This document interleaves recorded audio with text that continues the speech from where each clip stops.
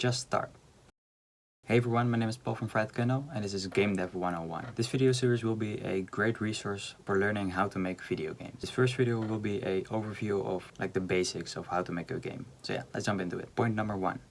Just start. You heard it a lot when talking about making games. You should just start making games, but it's not really that easy. Even back when I did my game studies, they always say, yeah, just start, it will be really easy from then, but it's not that easy, and I'm with you. I needed to have some encouragement to start making games, so I hope I can help you with this. I would say it's most easy to just pick an engine. And why pick an engine? Unless you really know what you're doing, if you're really good with programming and you can make your own engine, which if you watch this video you probably aren't, no offense, just pick one engine. Another point can be that you don't want to share revenue with the engine makers, or you don't want to pay for a game engine, because some do cost money. Because the current engines came a long way, and most of them are free, and it's really easy to use, so I would just stick to those for now. Okay, but what engine do you pick?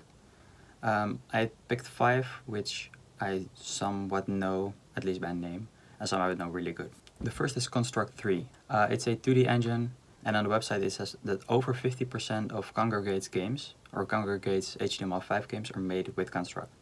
That's pretty good. So if you want to make an HTML5 game, it would be really smart to use Construct. Construct has a really easy to learn visual type of programming, I think. They use blocks to make certain things happen. Don't pin me down on that. But it's a really easy way to make video games. The next engine will be GameMaker.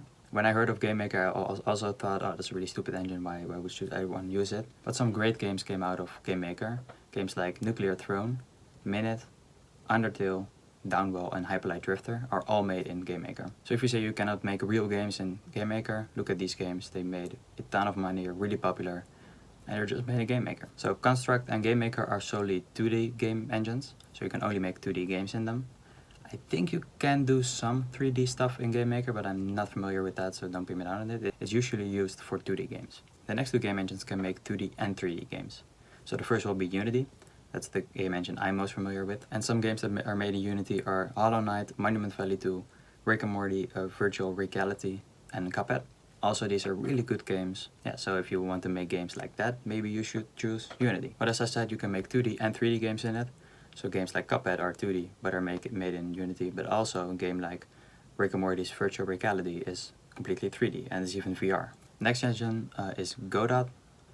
I'm not familiar with this engine, but it looks like you can do 2D and 3D games as well.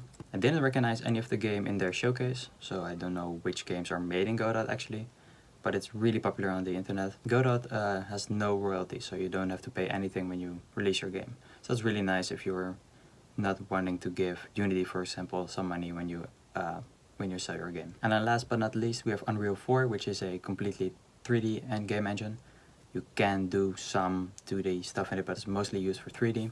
When I looked up the list for games that are made in Unreal 4, it mostly only showed AAA games, but some games I found which were maybe interesting are Psychonauts 2, Triple Ghost 6, Crackdown 3, Soul Calibur 6, Sea of Thieves, and Octopath Traveler. So yeah, these are more high-end games. If you want to see more games that are made in each engine, you can just search on your search engine the game engine and showcase, or games made with. Almost all of the engines have a page on their website describing which games are made in their engine, just to show it off to the world. Just do that and you see which games are made in which engine. But at the end of the day, it doesn't really matter which engine you use.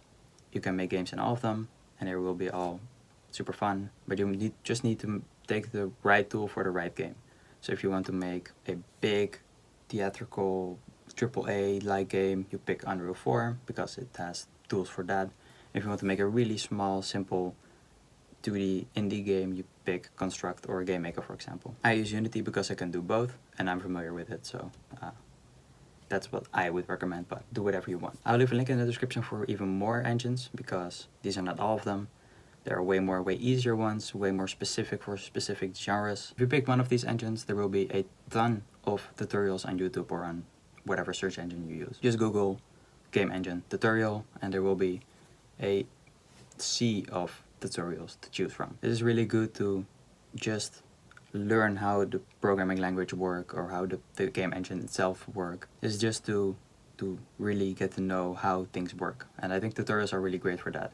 Just follow the tutorial from start to end and you have exactly the same thing as the tutorial teaches you, but you know how certain programming principles will work. Pick an engine, search up tutorials, and then make your own game. The next step is copy games for practice. So when you did your tutorials and you picked your game engine, now you need to really make a game of your own. So now you can look at other games. I would suggest classic games or simple games. It's actually something we did at my game program at my university. We needed to pick a classic game, like a really old school arcade game, and remake it in Unity. So the game I made was Space Invaders. It's really easy, just have the one player and a bunch of enemies, and there's not really that much interaction with it. You could also do something like Flappy Bird or something. But the key thing is that you do not release it because it's a copy of another game. It's just for practice. Learn how to make the game, tweak some stuff, maybe to make the enemies a little bit faster, or the player faster, or make the player move differently. No one wants to play another Space Invaders clone, whatever. No one wants to play it. You can take games for inspiration and then add or change a bunch of stuff and then release it. But in this step, I would just copy the game as is, learn how to do stuff, go on and make your own game. Okay, so now you copied the game, you know how to somewhat make video games, and the next step is keep it stupid simple. Your first game should not be a big adventure with whatever, how many worlds to explore and whatever. You're probably alone and you need to do everything by yourself. It's really hard to make a really big game because it takes a lot of time, and I would see this at my game study a ton, that the first year students will always want to make a big RPG or a big MMO even, and then the teachers would just let them fail because they knew that's the only way how they're going to learn. Especially in my games program, it was impossible to finish a game like that because you had only a half a year at tops, maybe even less. So you're never going to finish an MMO in that time. Don't make an MMO. Just make small games with a short turnaround. Give yourself a restriction of 3 months or even a little bit longer or a little bit shorter. Just try to make a game in a small amount of time and then let it into the world. And the last step will be kill your darlings. Not everything you make will be good, so just learn to live with it, that you sometimes need to let it go. I had to do this too. If you watch my older videos, I was making a game about a song I really liked, and after some time I figured out that it wasn't really working, so I just killed it off and started over with a new game. You should be able to do this, because even if you poured months into a project, you just, if it's not going to work, it's never going to work, no matter how hard you work on it. So just kill it and move on to the next thing. Okay, so now you've made your first personal game. What should you do next? You should let people play your games, because it's really cool that you yourself maybe play your game, but you should really show other people. At first maybe friends and family, but later also maybe upload it to a website or whatever, maybe itch.io or Congregate if you use Construct, and just see how people react. And don't be offended when they don't like your game, because it's your first game. No one's first game is really good. Before I made Shuriken, that's the first game I released, I made 8 or 10 school projects games and maybe even some projects on my own. And still, Shuriken wasn't good. So your first game is never going to be good. And you hear these stories about the one-hit wonders, the really big indie games who made just one game and that's really popular. It's never going to happen. You should not focus on that. Just make games, and over time you will get better. You know how to do tricks to make stuff easier and work better and be more fun to play. Let people play your game. And the feedback you get from that is the most valuable thing you can get, because people, especially if they don't know you, they can sometimes give really honest feedback, and that's the most valuable thing you can get, because that's how you improve. So yeah, that's really quickly how to make a video game. I'm thinking about making more videos explaining specific steps better, how to playtest your game or how to make a prototype or whatever. Leave me in the comments down below if there's some part in the game development process that you really want to learn more about, because I would love to make a video about that. But yeah, TLDR, moral of the story, just start simple and build your way up to bigger and more fun games.